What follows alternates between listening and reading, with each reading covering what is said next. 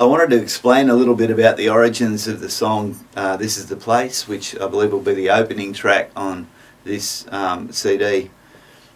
And our ministry does a lot of outreach events, and before those outreach events I'm generally in here at very early in the morning, 5 or 6 o'clock in the morning. I'll be praying and seeking the Lord for what He wants to do that day, and often I'll sit here with an acoustic guitar and just worship the Lord. And so one morning I was in here just worshipping God, and the whole song, lyrics, melody lines, the guitar parts, everything came together in a period of about 10 or 11 minutes, and I just wrote the song down, wrote it out. And it's never been recorded again, and because I received it so spontaneously, I felt this was a good foundation for the album. It's also a good foundation lyrically because it's written from the perspective of somebody who's at the foot of the cross of Jesus, and they've encountered this Jesus who's real and who's alive, and whose spirit wants to come and dwell in every single one of us. And so one of the lyric lines goes, "This is the place where heaven meets the earth." The cross of Jesus is where heaven came down. Jesus suffered for our sins and made it possible for us to be reconciled back to God. And so the song, to explain a little bit more about my approach to recording it, it's a very intimate song lyrically. It's somebody coming to the realization of the reality of Jesus. And so being such an intimate song, I didn't want to destroy it by having tons of instrumentation on it. Often people will get an idea for a song and then they'll go, "Oh, this instrument will sound good on it, this instrument will sound good on it. Why don't we put some drums here? Why don't we put this here? Why don't we put that there?" And what you can end up with is a musical production that loses the intimacy of the original concept. So the instrumentation for this song is very, very basic. There's a lead vocal and some harmonies that come in different parts over the top of that main vocal. But underneath that, there's a very, very basic instrumentation. There's an acoustic guitar that's playing a finger-picked part. There's a string section that comes in to add warmth and to just take it out of that very, very basic place of instrumentation and just give it more colour and lift. And then there's another acoustic guitar that comes in over the top to play some technically I suppose you'd call them a solo, but they're really just pieces of instrumentation that sit over the top of the original track. So the idea is that for the person that's listening to this song, the whole idea is that if they're sitting there in their lounge room, they've got their stereo turned up and they're listening to this song, it's almost like you've got somebody sitting in that lounge room with them with an acoustic guitar, another guy with another acoustic guitar, and a string section in the corner. And that's how intimate it is, and I guess you'll have to judge for yourself whether the approach has worked or not, but that's the idea behind the song. The little clip that you're about to see is of me putting down a couple of the instrumental guitar passages that sit over the original track. And the reason I put this clip in is I wanted you to see how I was recording the acoustic guitar. And then I'm going to explain a little bit of the technical detail of how I've approached the recording of that instrument.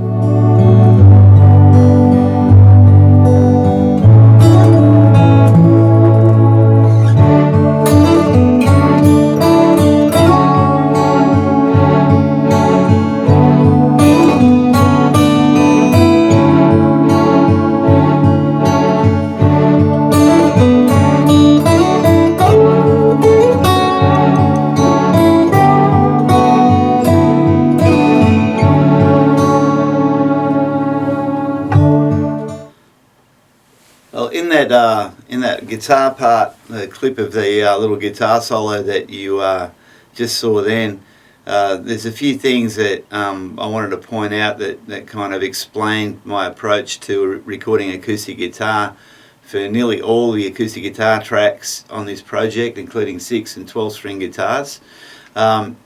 The first one would be that you probably would have noticed that I was actually playing that solo even though there was no kind of physical requirement to do so.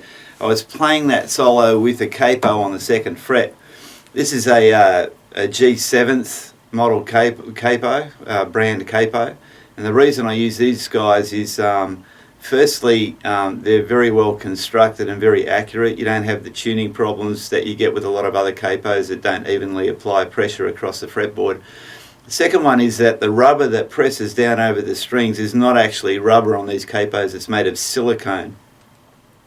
That means that it doesn't retain an imprint of the string in the rubber, and so you don't get the intonation problems that you get with some of the cheaper capos. And these are kind of expensive. They're, I think, in Australia $45 or $50, but they're very quick and very accurate to use. So from an open position like that, you simply position the capo over the strings and press down on the top bar, and there you have it with perfect intonation right across the fretboard. The reason I was using the capo to do that little solo part is there was a particular little roll off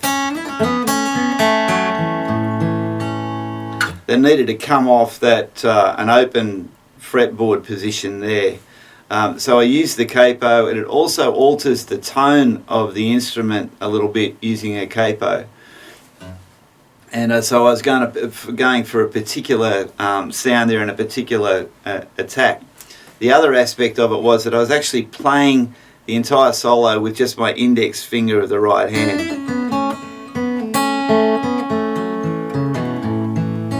Well, pretty much, I think I might have used the thumb a couple of times. The reason for that is that playing with your fingers gives you an entirely different sound on an acoustic guitar than a plectrum does. Like if I play a G chord with this capo on with, say, my thumb, strumming it like that, it sounds like that. If I play it with a plectrum, it becomes a lot more percussive and it becomes brighter. And what I wanted for all the acoustic guitar parts on this particular song was I wanted it to sound warm and intimate, and I wanted lots of depth of tone. So when I play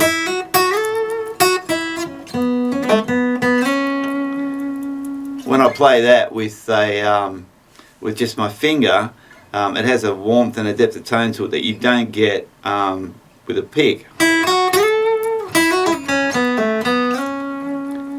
You can hear the difference, I'm sure, just, you know, I'm just using the condenser microphone that's built into this camera, but you can hear the difference straight away. So I wanted that warmth there. The other thing that I thought was really important to explain was the actual equipment that I'm using to record the acoustic guitar. You can use all sorts of preamps, you can have all sorts of things set up on your mixing desk to record acoustic guitar.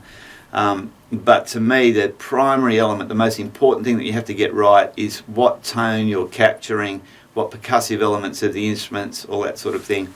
So in researching what I felt I should use for this particular CD, I came across these microphones here. They're AKG C451B microphones, and they've been a staple of the recording industry since the 60s and 70s.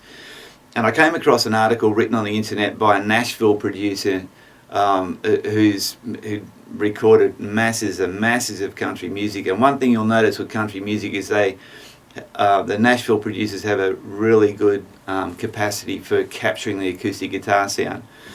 So he wanted a stereo image of the acoustic guitar. He wanted to capture all the timbre, all the tone, all the warmth, all the detail of the sound, and he came up with this particular method. Now, if you use condenser mics like these and you position them apart, what you can run into is what they call phase cancellation problems, which means that certain frequencies are cancelled out by the two microphones recording at the same time. You can bypass that problem if you place the capsules of the microphone directly above each other in close proximity. So he experimented with acoustic guitar, and what he came up with was his solution. You got two C451B microphones. One of them is pointing directly at the 12th fret of the guitar, and I'm positioned about 6 inches away or so. The second microphone is pointing down the instrument towards the sound hole. So the idea is that the microphone that's pointed directly at the 12th 12th fret, it's capturing more of the tone that comes off the neck of the instrument, which tends to be brighter. It's also picking up the details of the strings and even down to the little squeaks that you get when you run your finger across different frets and things like that. Whereas the microphone that's pointing down towards the sound hole is collecting more of the bottom end tone of the instrument. And you can do all sorts of things with that once you've got that recorded.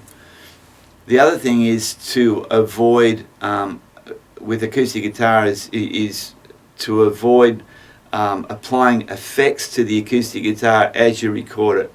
Once you record something with effects on it, you can't take them off in the mix. But if you capture a good basic tone going to your hard disk or whatever medium you're using to record on, if you can capture the basic tone of the instrument, you can always apply EQ, compression, reverb, digital delays, or whatever you want to do can be done later. So the approach that I've taken is that, not being a professional engineer or producer, I sit here in my studio, I'm running these microphones directly into the desk, I'm positioning the guitar so that I can get the best tone that I can hear back through those monitors without any additions to the tone, and then trusting that when I take it into the studio to be mixed and mastered, that that engineer, that producer, is going to pick up the original sound that I've recorded onto the hard disk, and then he's going to start his enhancement process, reverb, delays, compression. He might even fire it out and re-record it through preamps. There's all sorts of stuff that they can do, but the idea is to get the original warmth and clarity and detail of the instrument captured in its fullness. So sorry for all the technical details, but I know that there's a lot of my musician friends that struggle in this area, and I think as you listen to the tracks that I recorded for this CD, you'll probably hear the benefit of the recording process that I've applied.